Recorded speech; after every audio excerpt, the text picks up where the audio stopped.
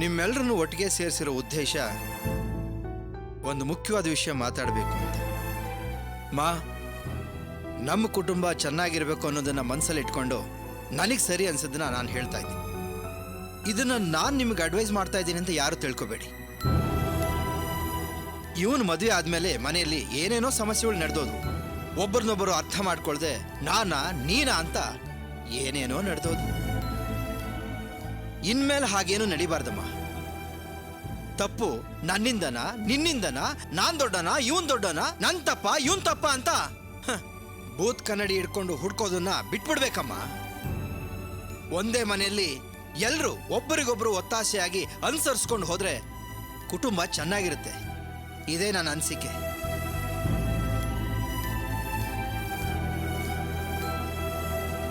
ಸುಧಾ ತುಳಸಿ ಓದ್ತಿರೋ ಹುಡುಗಿ, ಅವಳಿಗೇನು ಗೊತ್ತಾಗಲ್ಲ. ಸ್ವಲ್ಪ ತಪ್ಪು ಮಾಡ್ಬೋದು.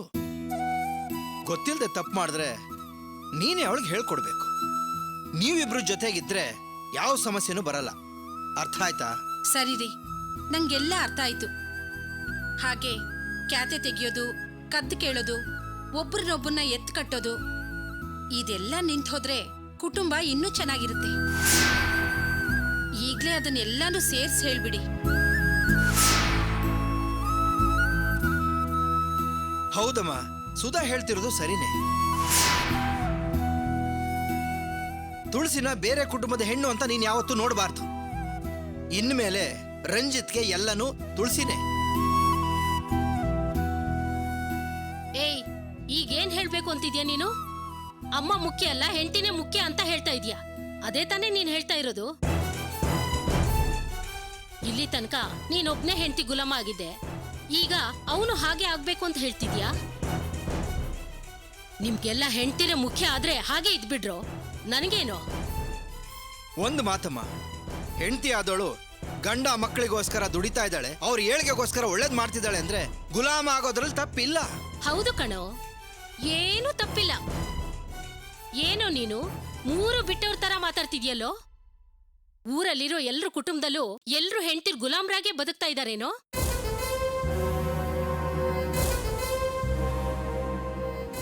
ಇಲ್ಲಿ ನಿಂತಿದ್ದಾಳಲ್ಲ ಇವಳ ಅಮ್ಮ ತಾನೆ, ಇವಳ ಅಪ್ಪಂಗ್ ಹೆಂಡತಿ. ಆ ಮನುಷ್ಯನ ಬಿಟ್ಟು ಬೀದಿ ಬಸ್ವಿ ಅಂತ ಹೆಸರು ತಗೊಂಡಿಲ್ವಾ? ಅಲ್ಲಮ್ಮ, ನಾನು ನಮ್ಮ ಕುಟುಂಬದ ಬಗ್ಗೆ ಮಾತಾಡ್ತಾ ಇದ್ದೀನಿ, ನೀನು ಅನಾವಶ್ಯಕವಾಗಿ ಬೇರೆಯವ್ರ ಬಗ್ಗೆ ಮಾತಾಡ್ತಿದ್ಯಲ್ಲ. ಏಯ್, ಸಾಕ್ ನಿಲ್ಸೋ. ದೊಡ್ಡದಾಗ ಬುದ್ಧಿ ಹೇಳಕ್ ಬಂದ್ಬಿಟ್ಟ. ಅಲ್ಲ ಕಣೋ, ನಾನೀಗ ಅಂಥದ್ದೇನೋ ಬುದ್ಧಿ ಕೆಟ್ಟು ಬಂದಿದ್ದೀನಿ? ಹೆತ್ತವ್ರು ಮುಖ್ಯ ಅಲ್ಲ, ಹೆಂಡತಿನೇ ಮುಖ್ಯ ಅನ್ನೋ ರೀತಿ ಮಾತಾಡಕ್ ಬಂದ್ಬಿಟ್ಟ. ಮಾತಾಡೋ ರೀತಿ ನೋಡು. ನೀವಿಬ್ರು ನಾನಿಲ್ದೆ ಇಷ್ಟೆತ್ರಕ್ಕೆ ಬೆಳೆದ್ ಬಿಟ್ರೇನೋ? ಮಧ್ಯಸ್ಥಿಕೆ ಮಾಡ್ತಾನಂತೆ, ಮಧ್ಯಸ್ಥಿಕೆ. ಛೇ, ಏನಮ್ಮ ನೀನು? ಎಷ್ಟು ಹೇಳಿದ್ರು ನೀನ್ ಬದಲಾಗೋದೇ ಇಲ್ವಾ? ತುಳಸಿ, ನೀನ್ ತಪ್ಪು ತಿಳ್ಕೊಬೇಡ. ನಮ್ಮ ಅತ್ತೆಗೆ ದೇವ್ರು ಬಾಯಿ ಕೊಟ್ಟಷ್ಟು ಬುದ್ಧಿ ಕೊಟ್ಟಿಲ್ಲ. ಅವ್ರು ಮಾತಾಡಿದ್ದನ್ನೆಲ್ಲ ನೀನ್ ದೊಡ್ಡದಾಗಿ ತಗೋಬೇಡ. ಏನೇ ಹೇಳಿದ್ರು ಅವ್ರಿಗೆ ಬುದ್ಧಿನೇ ಬರೋದಿಲ್ಲ. ಮಾತಲ್ಲೇ ಚುಚ್ಚಿ ಚುಚ್ಚಿ ಕೊಲ್ಲೋದು ಅವ್ರ ಸ್ವಭಾವ. ಅವ್ರು ಮಾತಾಡಿದ್ರೆ ಮಾತಾಡ್ಲಿ, ನೀನ್ ಯಾವ್ದನ್ನು ಕಿವಿಗೆ ಹಾಕೋಬೇಡ, ಆಯ್ತಾ? ಇಲ್ಲಕ್ಕ, ಈಗ ಯಾರಾದ್ರೂ ನಮ್ಮಮ್ಮನ ಬಗ್ಗೆ ಮಾತಾಡಿದ್ರೆ ನಾನು ಬೇಜಾರೇ ಮಾಡ್ಕೊಳ್ಳೋದಿಲ್ಲ. ಚಿಕ್ಕ ವಯಸ್ಸಿನಿಂದ ನಂಗೆ ಅದನ್ನ ಕೇಳಿ ಕೇಳಿ ಅಭ್ಯಾಸ ಆಗೋಗಿದೆ. ಇವಾಗ ಅವ್ರೆಷ್ಟೇ ಮಾತಾಡಿದ್ರು ಅದು ನನ್ನ ಮನ್ಸಿಗೆ ನಾಟೋದಿಲ್ಲ. ಒಂದು ಮಾತ್ರ ಅರ್ಥ ಆಗ್ತಿದೆ ಅಕ್ಕ, ನನ್ನನ್ನು ಇಷ್ಟಪಡದೇ ಇರೋರು, ನನ್ನನ್ನು ನೋಯಿಸ್ಬೇಕು ಅಂತಿರೋರು ಎಲ್ರೂ ನಮ್ಮಮ್ಮನ್ನ ಕೊನೆ ಅಸ್ತ್ರವಾಗಿ ನನ್ನ ಮೇಲೆ ಪ್ರಯೋಗ ಮಾಡ್ತಿದ್ದಾರೆ. ಅವ್ರ ಹೊಟ್ಟೆಲ್ ಹುಟ್ಟಿದೀನಿ ಅನ್ನೋ ತಪ್ಪು ಮಾಡಿರೋದು ಬಿಟ್ರೆ ಬೇರೆ ಯಾವ ತಪ್ಪನ್ನು ನಾನು ಮಾಡಿಲ್ಲ. ನಮ್ ವಿರೋಧಿಗಳು ಮಾತಲ್ಲೇ ನಮ್ಮನ್ನ ಸೋಲ್ಸೋದಕ್ ನೋಡ್ತಿದ್ದಾರೆ. ನಾವು ನಮ್ ಬದುಕಲ್ಲಿ ಗೆದ್ದು ಅವ್ರಿಗೆ ತೋರಿಸ್ಬೇಕು. ಓಡ್ ಹೋದವಳು ಮಗಳು ಅನ್ನೋ ಒಂದು ಮಾತನ್ನ ಇಟ್ಕೊಂಡು ಯಾರೂ ನನ್ನನ್ನು ಸೋಲ್ಸೋದಕ್ಕಾಗೋದಿಲ್ಲ. ಆ ಮಾತನ್ನ ಹೇಳಿ ಹೇಳಿ ಅವ್ರು ನನ್ನ ಎಷ್ಟು ಕೆಳಕ್ ತಳ್ಳೋದಕ್ ನೋಡ್ತಾರೋ ಅದಕ್ಕಿಂತ 2 ಪಟ್ಟು ನಾನು ಬೆಳೆದ್ ತೋರಿಸ್ತೀನಿ. ಒಂಥರ ಅವ್ರು ಬೈದುನೆ ನನಗೆ ಸಾಧಿಸ್ಬೇಕು ಅನ್ನೋ ಛಲ ಹುಟ್ಕೊಂಡಿರೋದು. ಎಲ್ಲರೂ ಮಾತಾಡಿದ್ದೆಲ್ಲ ಮುಗೀತಾ?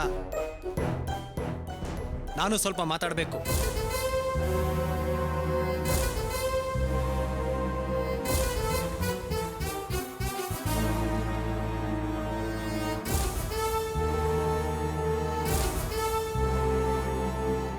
ಅಮ್ಮ ಅಣ್ಣ ಮಾತಾಡ್ತಾ ಇದ್ದ, ಅದು ನಿನ್ಗೆ ಇಷ್ಟ ಆಗ್ಲಿಲ್ಲ, ನೀನು ಹೊರಟೋದೆ. ಈಗ ನಾನು ಮಾತಾಡ್ಬೇಕಮ್ಮ. ಈಗ ನನ್ನ ಮಾತಾಡೋ ಸ್ವಲ್ಪ ಕೇಳ್ತೀಯಾ? ಏಯ್, ನೀನ್ ಅದೇನ್ ದೊಡ್ಡದಾಗಿ ಹೇಳಿ ಕಡ್ದು ಕಟ್ಟೆ ಹಾಕ್ತೀಯೋ ಮಾತಾಡು. ನನಗೂ ಉಪದೇಶ ಮಾಡ್ತೀಯಲ್ಲ, ಮಾತಾಡು. ಅಮ್ಮ, ನೀನು ಈ ಮನೇಲಿ ಯಾರ ಮಾತು ಕೇಳೋದಿಲ್ಲ ಅಂತ ನಂಗೆ ತುಂಬಾ ಚೆನ್ನಾಗಿ ಗೊತ್ತು. ನೀನು ಹಿರಿಯೋಳಾಗಿರೋದ್ರಿಂದ ನೀನು ಕೇಳಬೇಕಾಗೂ ಇಲ್ಲ. ಹಾಗಂತ ನೀನು ಹೇಳಿದೆಲ್ಲ ನಡಿಲೇಬೇಕು ಅಂತ ಕಾನೂನೇನಿಲ್ವಲ್ಲಮ್ಮ. ಏಯ್, ನನ್ನ ಮನೇಲಿ ಏನೇನ್ ನಡಿಬೇಕು ಅನ್ನೋ ನಿರ್ಧಾರ ಮಾಡೋಳು ನಾನು, ಬೇರೆ ಯಾರು ಅಲ್ಲ. ಏನು? ಬೇರೆ ಯಾರೋನಾ? ಬೇರೆ ಯಾರಮ್ಮ ಇದ್ದಾರೆ? ನಾನು, ನನ್ನ ಹೆಂಡತಿ, ಅಣ್ಣ, ಅತ್ತಿಗೆ. ಇವರೆಲ್ಲ ನನಗಿಂತ ಚಿಕ್ಕವ್ರು ತಾನೆ. ದೊಡ್ಡವ್ರು ಹೇಳೋದಕ್ಕೆ ಒಂದ್ ಬೆಲೆ ಇಲ್ವೇನೋ? ಅಮ್ಮ, ನಿನ್ ಮಾತಿಗೆ ಬೆಲೆ ಇಲ್ಲ ಅಂತ ಯಾರಮ್ಮ ಹೇಳಿದ್ದು? ಈ ಮನೇಲಿ ಉಳ್ದವ್ರಿಗೆ ಅವ್ರವ್ರದೇ ಆದ ಅಭಿಪ್ರಾಯಗಳು ಇರುತ್ತಲ್ವಾ, ಆಸೆಗಳು ಇರುತ್ತಲ್ವಮ್ಮ. ಅವ್ರನ್ನ ಸರಿಯಾಗಿ ಅವ್ರ ಪಾಡ್ಗ ಅವ್ರನ್ನ ಬದುಕೋದಕ್ಕೆ ಬಿಡಮ್ಮ. ಏಯ್, ಅವ್ರವ್ರಿಗೆ ಬೇರೆ ಬೇರೆ ಅಭಿಪ್ರಾಯಗಳಿದ್ರೆ ಬೇರೆ ಮನೆಯಲ್ಲೇ ಇರ್ಬೋದು. ಈ ಮನೆಯಲ್ಲಿ ನಾನ್ ಹೇಳ್ದಾಗೆ ನಡಿಬೇಕು. ಅಮ್ಮ, ನೀನ್ ಹೇಳಿದ್ದು ನಡೆಯೋದಾದ್ರೆ ಓಕೆ, ಆದ್ರೆ ಈ ಮನೆಗೆ ಯಾವುದೇ ರೀತಿ ಸಂಬಂಧ ಇಲ್ದೇ ಇರೋ ಆ ಚಾರು ಮಾತು ಯಾಕೆ ನಡಿಬೇಕು?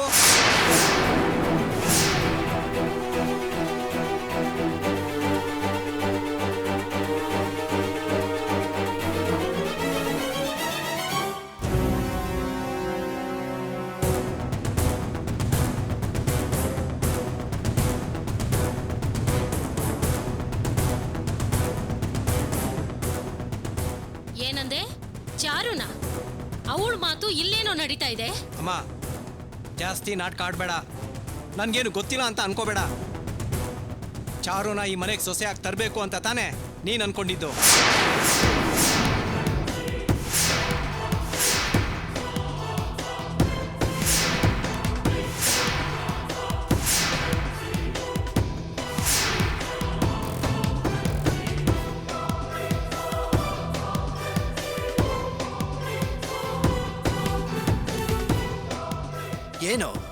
ಏನು ಹೇಳ್ತಿದ್ಯಾ ರಂಜಿತ್? ಚಾರು ಈ ಮನೆಗೆ ಸೊಸೆನಾ? ಅದೆಲ್ಲ ಹಳೆ ಮಾತಲ್ವೇನೋ? ಹಳೆ ಮಾತಲ್ಲ, ಹೊಸ ಮಾತೆ. ಇವ್ರು ಆಡಿರೋ ಆಟ ಒಂದ ಎರಡ? ಇದೆಲ್ಲ ಎಷ್ಟ್ ದಿನ ನಡೆಯುತ್ತೆ ನೋಡೇ ಬಿಡೋಣ ಅಂತ ನಾನು ಹಲ್ಕಚ್ಕೊಂಡು ಸುಮ್ಮನೆ ಇದ್ದೆ.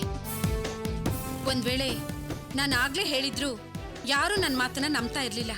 ನೀನೇನೋ ಬಾಯಿಗೆ ಬಂದಾಗೆಲ್ಲ ಮಾತಾಡ್ಬಿಟ್ರೆ ನಾನ್ ನಂಬೇಕಾ? ನಂಬೋದಾ? ನಂಬೋದಕ್ಕಿನ್ನೇನಮ್ಮ ಆಗ್ಬೇಕು? ಚಾರು ವಿದೇಶದಲ್ಲೇ ಇದ್ಕೊಂಡು ಎಲ್ಲಾನು ಕಂಟ್ರೋಲ್ ಮಾಡ್ತಾ ಇದ್ದಾಳೆ.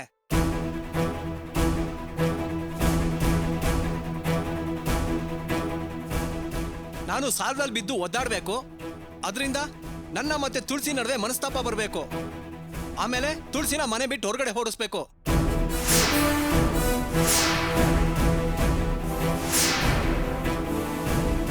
ಅಬ್ಬಬ್ಬಬ್ಬಾ, ಏನಮ್ಮ ಪ್ಲಾನ್ ಎಲ್ಲ ನಿಮ್ದು? ಇಂಥ ಒಬ್ಬಳು ಕ್ರಿಮಿನಲ್ಗೆ ನೀನು ಹಿಂದ್ಗಡೆ ನಿಂತ್ಕೊಂಡು ಸಹಾಯ ಮಾಡ್ತಾ ಇದೀಯಲ್ಲ.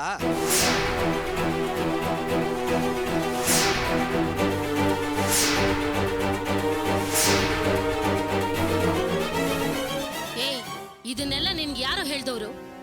ನಾನು ನಿನ್ ಹೆತ್ತ ತಾಯಿ ಕಣೋ. ನಾನ್ ಯಾವತ್ತೂ ನಿನ್ಗೆ ಕೇಡ್ ಬಯಸ್ತೋಳಲ್ಲ.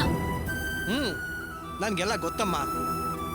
ನನಗೆ ನೀನ್ ಕೇಳಿ ಬಯಸಲ್ಲ ಅಂದ್ರೆ ನಾನು ಅನುಭವಿಸಿದ ಕಷ್ಟಕ್ಕೆಲ್ಲ ಯಾರಮ್ಮ ಹೊಣೆ? ಅಮ್ಮ, ಇವಳನ್ನ ಯಾಕಮ್ಮ ನೋಡ್ತೀಯ? ಇವಳಿಂದ ನನ್ ಕಷ್ಟ ಬಂತು ಅಂತನಾ?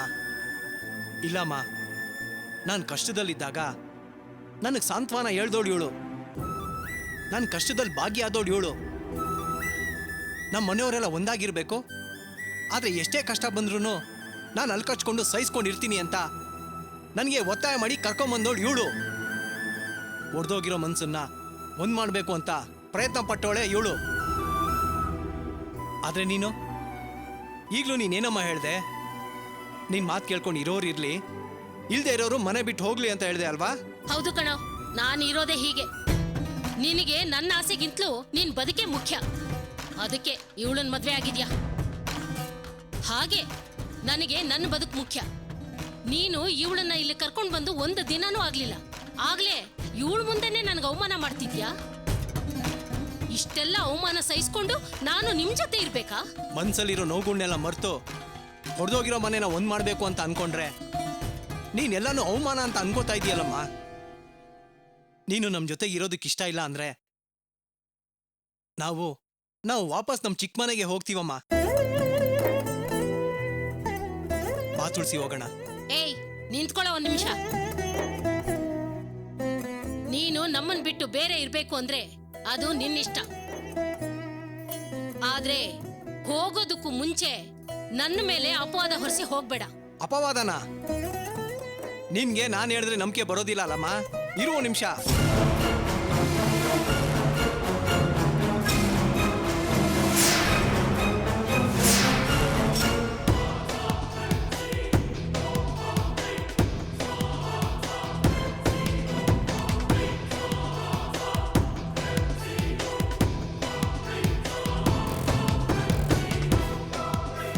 ನಾನ್ ಕಣೋ, ನೀನ್ ನನ್ನ ಹತ್ರ ಹೇಳಿದ ವಿಷಯನೇ ನೀನೀಗ ನಮ್ಮನೆಗೆ ಬಂದು ಹೇಳಬೇಕು, ಸರಿನಾ? ಬೇಗ ಬಾರೋ ರಂಜಿತ್. ಬಾರೋ ಬಾರೋ ಪ್ರಕಾಶ, ನಾನು ನಿನ್ನೆ ಕಾಯ್ತಾ ಇದ್ದೆ. ಬಾರೋ, ನಮ್ಮಮ್ಮ ಸಾಕ್ಷಿ ಕೇಳ್ತಾ ಇದ್ದಾರೆ. ಓ ಇವನೇನೆ ನಿನ್ ಸಾಕ್ಷಿ? ಹಾಗಲ್ಕಾಯಿಗೆ ಬೇವನ್ಕಾಯಿ ಸಾಕ್ಷಿ. ಚೆನ್ನಾಗಿದೆ ಕಣೋ. ನೀವಿಬ್ರು ಸೇರ್ಕೊಂಡು ನನಗೆ ಅವಮಾನ ಮಾಡ್ಬೇಕು ಅಂತಿದ್ದೀರಾ? ಎಷ್ಟು ದಿವಸದಿಂದ ಹೊಂಚಾಕೊಂಡಿದ್ರಿ? ಅಮ್ಮ, ಇವನು ಯಾಕಮ್ಮ ಬೈತೀಯ? ಇವನೇನಮ್ಮ ತಪ್ಪು ಮಾಡಿದ್ದಾನೆ?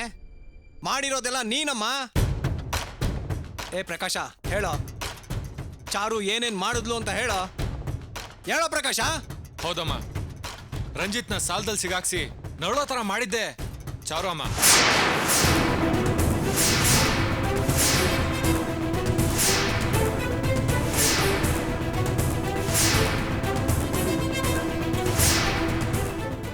ಏಯ್ ಅವಳು ಯಾಕೋ ಹಾಗೆ ಮಾಡ್ತಾಳೆ? ಅವಳು ನಮ್ಮನೆಗೆ ಸಹಾಯ ಮಾಡೋ ಅಂತ ಹುಡುಗಿ. ನನ್ನ ಸುತ್ತೂನು ಅತ್ತೆ ಅತ್ತೆ ಅಂತ ಸುತ್ತುತ್ತಾ ಇದ್ಲು. ನನಗೇನಾದ್ರೂ ಬೇಜಾರಾಯ್ತು ಅಂದ್ರೆ ಅವಳು ನೊಂದ್ಕೊಳ್ಳೋಳು. ಅಂಥವಳು ರಂಜಿತನ್ ಯಾಕೋ ನೋಯಿಸ್ತಾಳೆ? ಸಾಧ್ಯನೇ ಇಲ್ಲ ಕಣೋ. ಹೌದಮ್ಮ, ನನ್ನ ಮಾತನ್ನ ನೀವು ಯಾರು ನಂಬಲ್ಲ ಅಂತ ನನಗೆ ಗೊತ್ತಿತ್ತು. ಯಾವುದಕ್ಕೂ ಇರ್ಲಿ ಅಂತ ಅವಳು ಮಾತಾಡಿದ್ದನ್ನೆಲ್ಲ ಮೊಬೈಲಲ್ಲಿ ರೆಕಾರ್ಡ್ ಮಾಡಿ ಸೇವ್ ಮಾಡಿ ಇಟ್ಟಿದ್ದೀನಿ.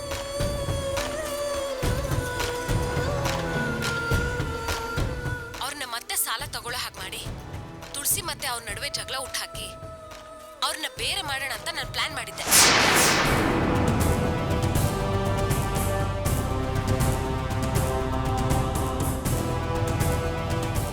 ತಕ್ಷಣ ನೀವು ಅವ್ರ ಬ್ಯಾಂಕ್ಗೆ ಹೋಗಿ ಏನಾದ್ರೂ ತಕರಾರು ಮಾಡಿ ಮತ್ತೆ ಅವ್ರನ್ನ ಸಿಕ್ಕಾಕಿಸ್ಬೇಕು. ಕೆಲ್ಸ ಕಳ್ಕೊಳ್ಳೋ ಹಾಗೆ ಮಾಡ್ಬೇಕು. ಆಮೇಲೆ ಅವ್ರಿಗೆ ಕೆಲ್ಸದ ವ್ಯವಸ್ಥೆ ಮಾಡೋಣ. ಸಾಕು. ಆ ಕೆಲ್ಸಕ್ಕೆ ಹೋಗೋ ಹಾಗೆ. ನನಗೆ ನಂಬೋದಕ್ಕೆ ಆಗ್ತಾ ಇಲ್ವಲ್ಲೋ? ಅವಳು ಇಷ್ಟೊಂದು ಕಠೋರವಾಗಿ ವರ್ತಿಸ್ತಾಳೆ ಅಂತ ನಾನು ಊಹಿಸ್ಕೊಳ್ಳೋದಕ್ಕೂ ಆಗ್ತಾ ಇಲ್ಲ. ನೀನು ಈ ವಿಷಯ ತಿಳಿಸ್ದಾಗೆ ನನಗೆ ತುಂಬಾ ಶಾಕ್ ಆಗೋಗಿತ್ತು.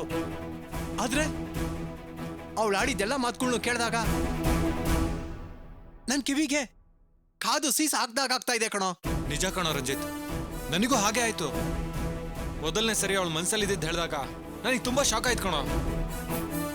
ಆದ್ರೆ ಎಲ್ಲದಕ್ಕೂ ಒಂದು ಮುಕ್ತಾಯ ಮಾಡಲೇಬೇಕಿತ್ತು. ಸಾಕ್ಷಿ ಸಮೇತ ಹಿಡಿಬೇಕು ಅನ್ಕೊಂಡೆ. ಅದಕ್ಕೆ ಅವಳು ಹೇಳಿದ್ಕೆಲ್ಲ ತಲೆಲ್ಲ ಆಡಿಸ್ದೆ. ಅವಳಿಗೆ ಗೊತ್ತಿಲ್ದ ಹಾಗೆ ಅವಳು ಮಾತಾಡಿದ್ದೆಲ್ಲ ರೆಕಾರ್ಡ್ ಮಾಡಿ ಇಟ್ಕೊಂಡೆ. ಒಳ್ಳೇದಾಯ್ತು ಕಣೋ ಪ್ರಕಾಶ. ಇಲ್ಲಿ ಇದರಲ್ಲ ನಮ್ಮಮ್ಮ, ಅವ್ರಿಗೆ ನಮ್ಮ ಮನೇಲಿ ಇರೋರ್ ನಂಬಿಕೆಗಿಂತ ಉಳ್ದೋರ್ ಮೇಲೇನೆ ತುಂಬಾ ವಿಶ್ವಾಸ.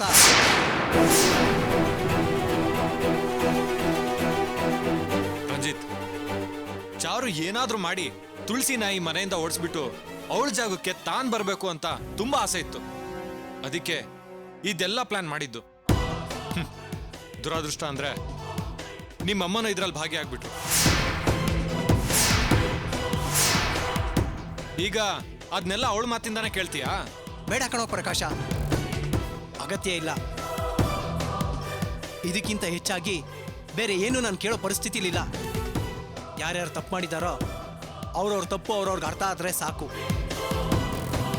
ಇಷ್ಟಕ್ಕೂ ನಮ್ಮಮ್ಮನ ಎಲ್ರ ಮುಂದೆ ತಲೆ ತಗ್ಸೋಗಿ ಮಾಡೋದಕ್ಕೆ ನನ್ಗಿಷ್ಟ ಇಲ್ಲ ಕಣೋ. ತುಳಸಿ, ಬಾ ಹೋಗೋಣ. ನಮ್ಗೆ ಈ ಮನೇಲಿ ಇರೋದಕ್ಕೆ ಋಣ ಇಲ್ಲ ಅಂತ ಅನ್ಕೊಳ್ಳೋಣ. ಬಾ ತುಳಸಿ, ಹೋಗೋಣ. ರಂಜಿತ್ ನಿಂತ್ಕೊಳಪ್ಪ, ಹೋಗ್ಬೇಡ ಕಣೋ. ತಪ್ಪು ಮಾಡಿರೋಳು ನಾನು. ನೀನ್ ಯಾಕೋ ಶಿಕ್ಷೆ ಅನುಭವಿಸ್ತೀಯ?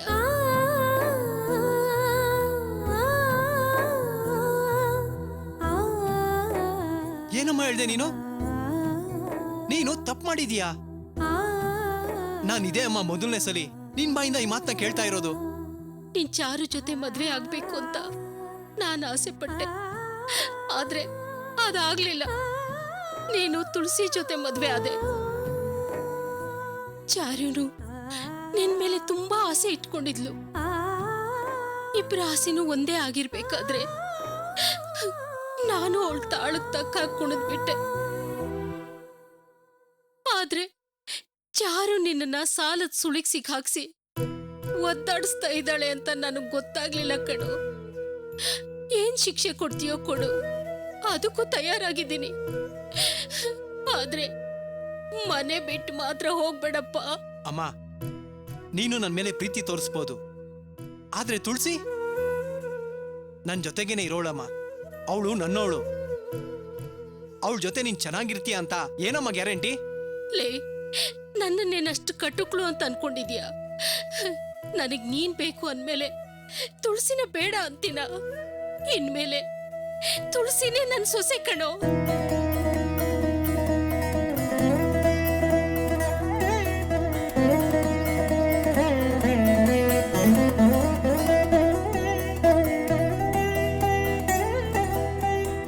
ಅತ್ತೆ ಅಷ್ಟೊಂದು ಕೇಳ್ಕೊತಾ ಇದ್ದಾರೆ, ನೀವ್ಯಾಕಿನ್ನು ಈ ತರ ಬಿಗ್ಮಾನ ತೋರಿಸ್ತಾ ಇದ್ದೀರಾ? ಅಮ್ಮನ ಜೊತೆ ಯಾರಾದ್ರೂ ಹೀಗೆ ಹಠ ಮಾಡ್ತಾರಾ? ಇಲ್ಲ ತುಳಸಿ, ಅವರು ನನ್ಗಮ್ಮ. ನಾನಿಲ್ಲ ಅಂತ ಹೇಳ್ತಾ ಇಲ್ಲ, ನಾನು ಅದನ್ನ ಒಪ್ಕೋತೀನಿ. ಅವ್ರಿಗೆ ರಾಜೀವ, ಲಾವಣ್ಯ, ನಾವು 3 ಜನ ಮಕ್ಕಳಿದ್ದೀವಿ. ಸಹಾಯಕ್ಕೆ ಅಳಿಯ ನಿತೀಶ್ ಇದ್ದಾರೆ. ಆದ್ರೆ ತುಳಸಿ, ನಿನ್ಗೆ ನನ್ನನ್ನು ಬಿಟ್ರೆ ಬೇರೆ ಯಾರಮ್ಮ ಇದ್ದಾರೆ? ಅದ್ ನಿಜಾನೇ ರೀ, ಅದನ್ನ ನಾನು ಇಲ್ಲ ಅಂತ ಹೇಳ್ತಿಲ್ಲ. ಆದ್ರೆ ಅತ್ತೆ ಈಗ ನನ್ನ ಸೊಸೆ ಅಂತ ಒಪ್ಕೋತಾ ಇದಾರಲ್ವಾ? ಅದೆಲ್ಲ ನಿಜ ತುಳಸಿ.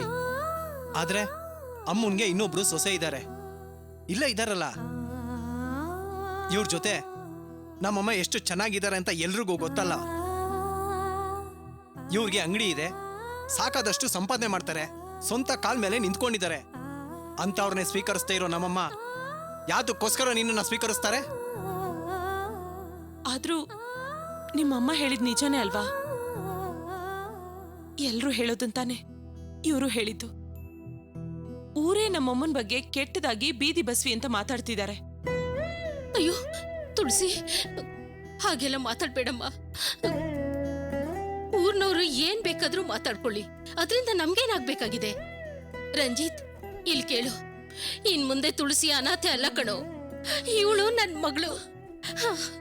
ನೋಡು, ನನಗೆ ಲಾವಣ್ಯ ಬೇರೆ ಅಲ್ಲ, ತುಳಸಿ ಬೇರೆ ಅಲ್ಲ. ಹೌದಮ್ಮ ತುಳಸಿ, ಇನ್ ಮುಂದೆ ನೀ ನನ್ ಮಗಳು.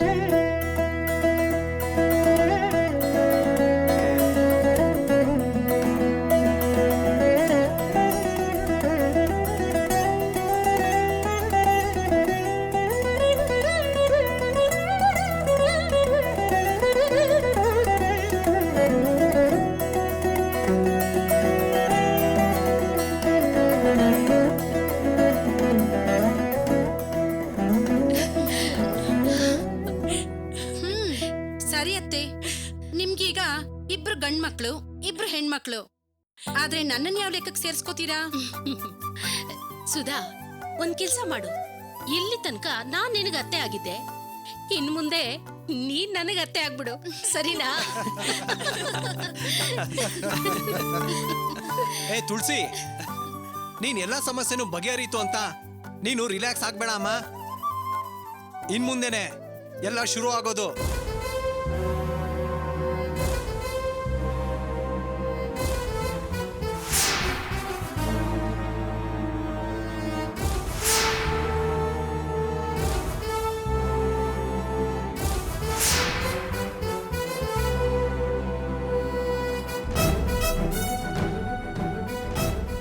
ಹೌದು ತುಳಸಿ, ಎಲ್ಲ ಸಮಸ್ಯೆಗಳು ಮುಗಿದ್ಮೇಲೆ ನಿನ್ ಗುರಿ ಇಂಜಿನಿಯರ್ ಆಗೋದು.